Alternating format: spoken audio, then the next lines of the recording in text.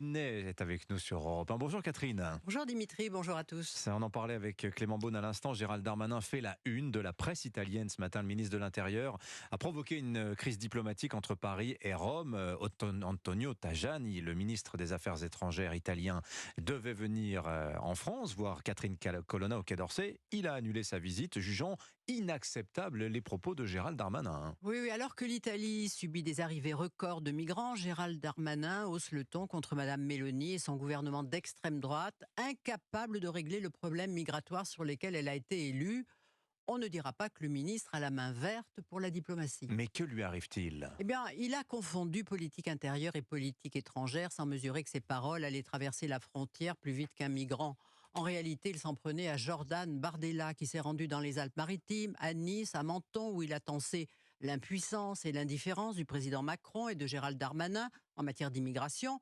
Ce dernier, ayant taxé Madame Le Pen de petite femme politique, s'est vu renvoyer dans les gencives de n'avoir ni les épaules ni la carrure pour tenir son poste, et vlan, ce qui ne fait pas plaisir. Alors en réponse, faute de pouvoir critiquer le bilan du Rassemblement en matière d'immigration puisqu'il n'a jamais gouverné, le ministre a choisi de donner une fessée à Madame Meloni et à son gouvernement d'extrême droite, choisi, dit-il, par les amis de Madame Le Pen. Comment peut-il dire cela ? En plus, entre les deux femmes, on le sait, le courant ne passe pas du tout.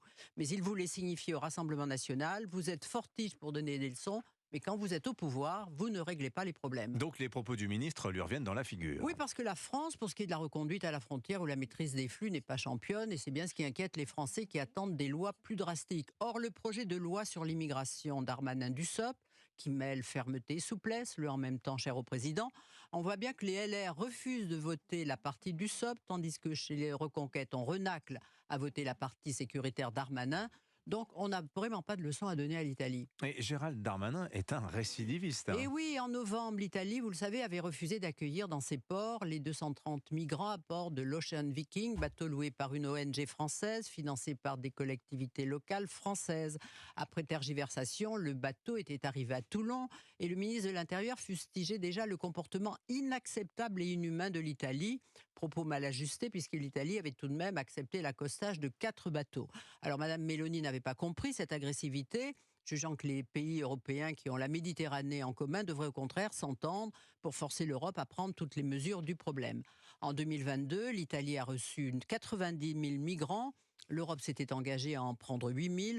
Promesse non tenue, ou si peu, et la France n'a pas donné l'exemple. Depuis le début de l'année, l'augmentation des arrivées, en majorité de Tunisie, est de 300%. On est tous concernés.